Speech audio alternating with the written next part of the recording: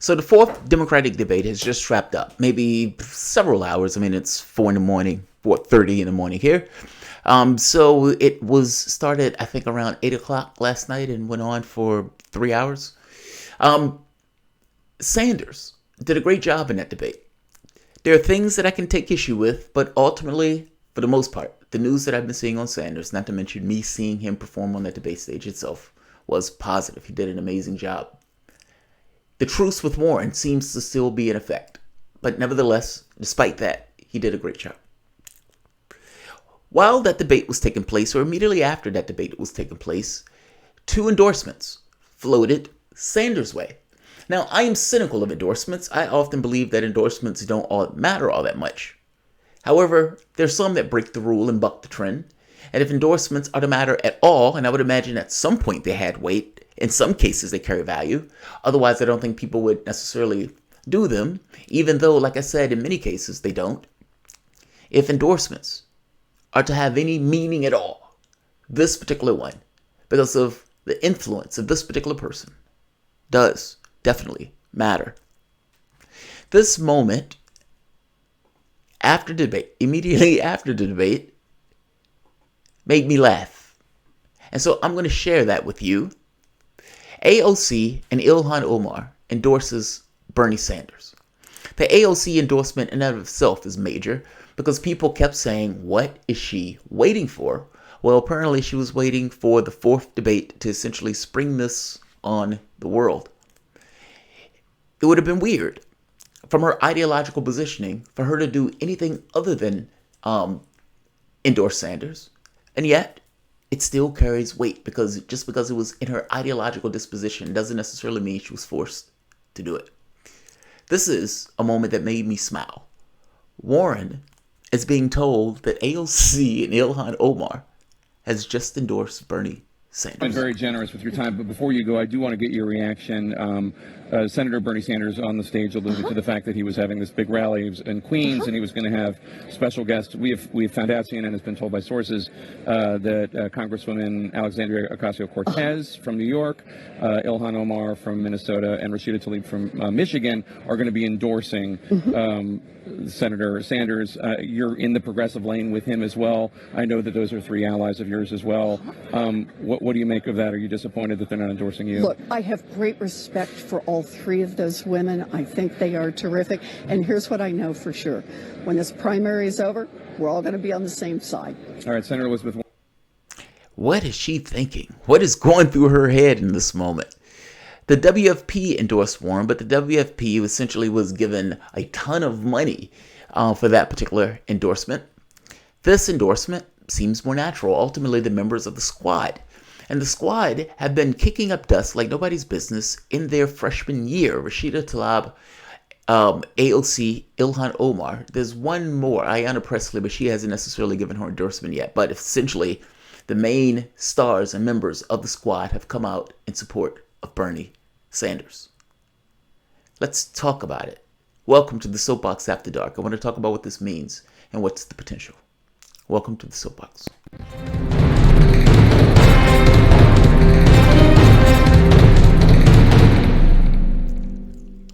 My name is Jamarl Thomas. This is the Progressive Soapbox. I like to say Soapbox After Dark. I mean, it's 4 in the morning here, so it is still dark out my window. Guys, if you dig this content, please like, share, subscribe. They demonetize this content pretty much as soon as the video is out, the video is monetized. This content is literally, at this point, brought to you by you. Sometimes they turn it back on, sometimes they don't, but it has become more and more arbitrary.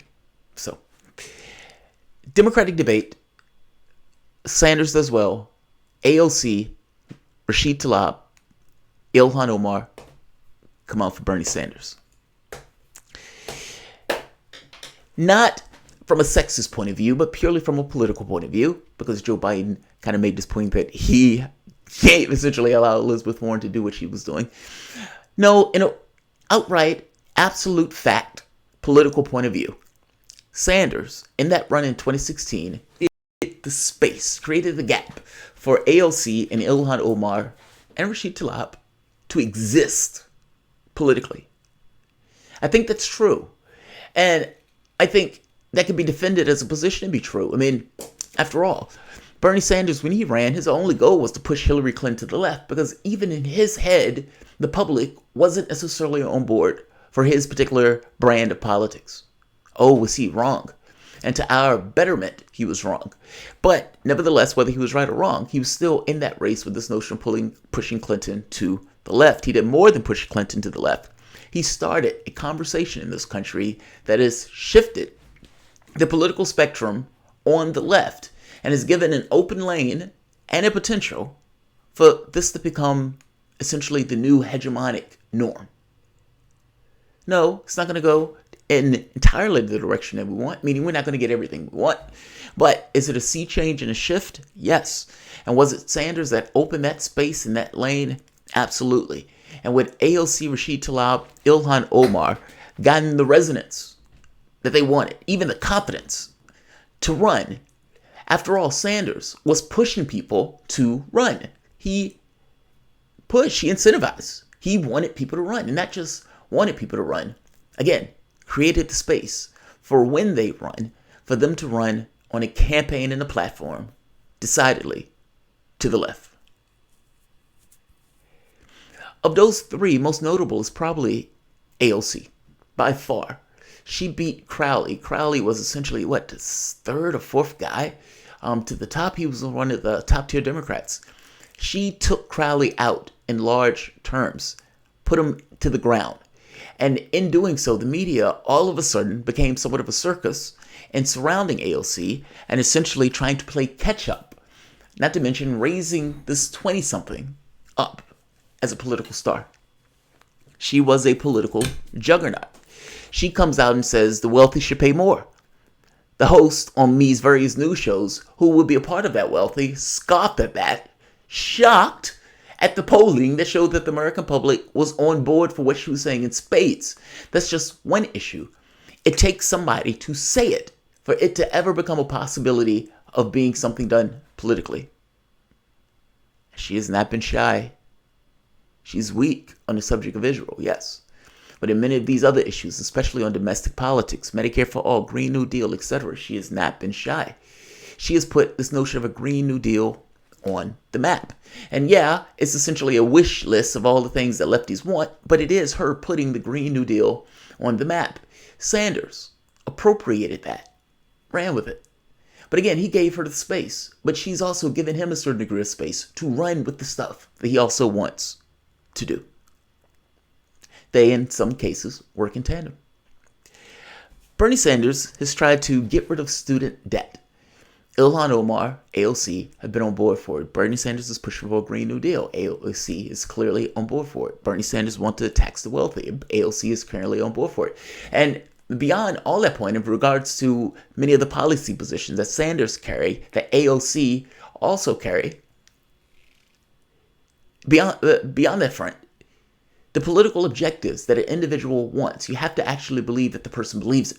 Meaning, it's one thing to put out a policy prescription. It's another thing to actually believe in the policy prescription where you would try to implement it in law if you were elected. I have to believe that that is exactly what you will do. And if I don't believe that that's what you're going to do, you're not going to get my vote. AOC is in the exact same situation. She wants certain policy objectives espoused in law in this country. Wealthy, taxing the wealthy. Expansion, Social Security expansion of getting rid of student debt, getting rid of medical debt.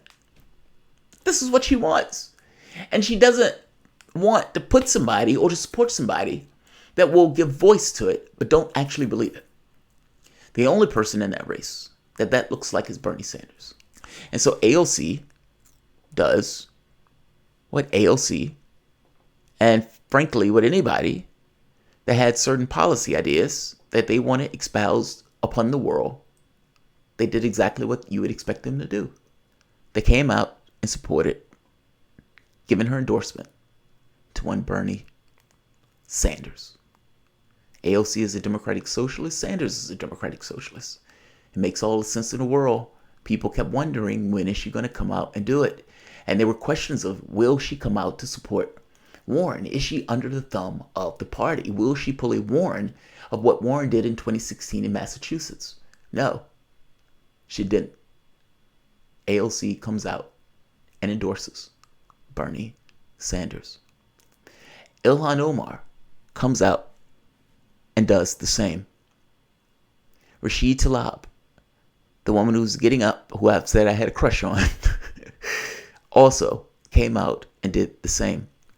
Ilhan Omar is an interesting case because Ilhan Omar, if you remember, wasn't as popular as, let's say, AOC or Rashid Tlaib. She got her popularity by being maligned and attacked by Donald Trump. Dangerous attacks where she, a refugee Somali, could have been under threat. And in fact, she was under threat. And Donald Trump, in those hate speeches at those rallies, making her a focal point, meaning the president turning a focal point, a lens on somebody in the country. Yes, she's a congressman, but she's also a freshman congressman, extremely young. And beyond all of that, you shouldn't put somebody in danger in that way. She, I would imagine, phased any human being would be, but unbowed, unflinched, and uncowed, used that light in order to shine a light on her own particular political priorities.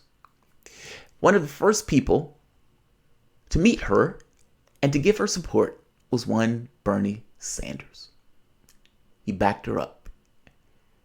It wasn't, well, let's just say this. He backed her up regardless of the focal point that Trump was putting on her. He backed her up because he genuinely, and yes, you can make an argument that this picture was taken for political reasons, fair enough, but ultimately, he genuinely cares. She knows that. They also work together, if I am not mistaken, on the elimination of student debt bill. They have a tie. They've worked together. He wasn't a Johnny-come-lately. She has certain political priorities, and she has defined him as being the person to get those political priorities out. Same thing with Rashid Tlaib. These are big endorsements. AOC is massive in regards to the following that she's been able to create. And the people who follow her and pay attention to politics will ask her, why are you supporting Sanders over someone else like Warren?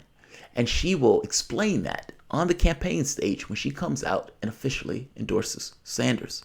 And I'm making a point that what she says there carries a certain degree of weight, especially to people who are essentially dicey and who's looking at Sanders as a one-to-one. Sanders doesn't explain himself in regards to making the distinction between himself and Warren on the debate stage. However, his surrogates, people like AOC, could and should, and it may carry a certain degree of weight when they do. I am not going to keep this video long. I just wanted to point this out because I thought this was big news for Sanders. And the Washington Post article, well, you've heard Jake Tapper break the news. This is CNBC that's essentially saying the same thing. AOC to endorse Bernie Sanders for president. Ilhan Omar was also on that list.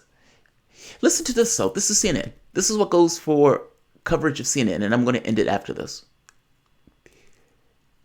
CNN, John King asks if Ilhan Omar, Rashid Tlaib, and AOC's upcoming endorsement for Sanders is too urban. Urban is always a synonym for too black.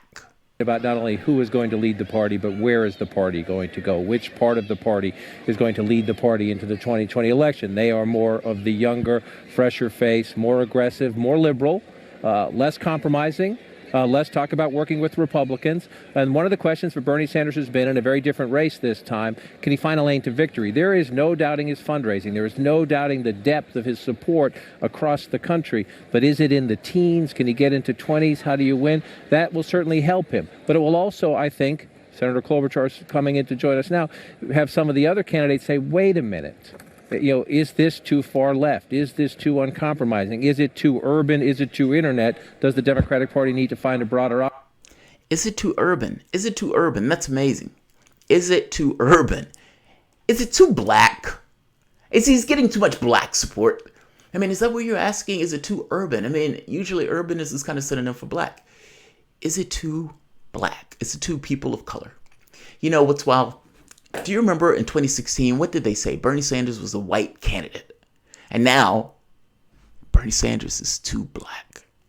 A white man that gets 3 endorsements from women of color And he is already asking the question, is Bernie Sanders' support too black? That goes for analysis on CNN. That goes for analysis on CNN. Like, share, subscribe. Thanks all.